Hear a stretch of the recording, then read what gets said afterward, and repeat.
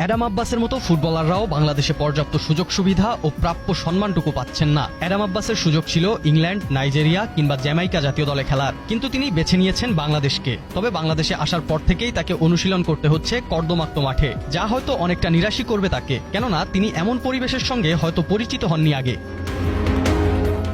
Manchester ইউনাইটেডের একাডেমিতে খেলেন অ্যাডাম আব্বাস। সুপরিকল্পিত মাঠ, অসাধারণ ড্রেনেজ ব্যবস্থা আর আধুনিক সুযোগ সুবিধা, এই সবকিছুর মাঝেই বেড়ে ওঠা ও বিশ্বমানের খেলোয়াড় হয়ে ওঠা অ্যাডাম আব্বাসের। তবে বাংলাদেশের বেশিরভাগ মাঠেই নেই ভালো কোনো ড্রেনেজ ব্যবস্থা, মাঠের নেই কোনো পরিচর্যা, যেখান থেকে বিশ্বমানের ফুটবলার বের হওয়াটা অনেকটা গোবরে পদ্মফুল ফোটার মতোই।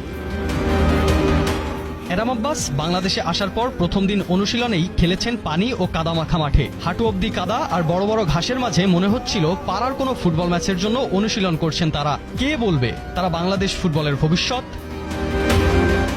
একজন ফুটবলার যখন বিদেশের উন্নত ফুটবল সংস্কৃতি থেকে এসে বাংলাদেশের ব্যবস্থা দেখেন, তখন স্বাভাবিকভাবেই তার জন্য বিষয়টি চ্যালেঞ্জিং হয়ে ওঠে। তবে এই চ্যালেঞ্জিং হতে পারে পরিবর্তনের শুরু, কারণ এমন প্রতিভাদের ধরে রাখতে হলে বদলাতে হবে দেশের ফুটবলের পুরো কাঠামো।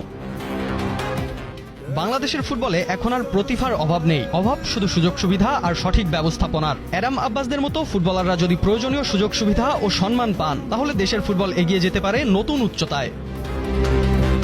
প্রশ্ন তাই শুধু অ্যাডাম আব্বাসকে নিয়ে নয়, প্রশ্ন বাংলাদেশের ফুটবলের ভবিষ্যৎ নিয়ে। বিশ্বমানের স্বপ্ন দেখা খেলোয়াড়দের জন্য আমরা কি তৈরি করতে পারছি বিশ্বমানের পরিবেশ, নাকি প্রতিভাবানদের স্বপ্ন থেমে যাবে অবহেলিত মাঠের কাদাতেই?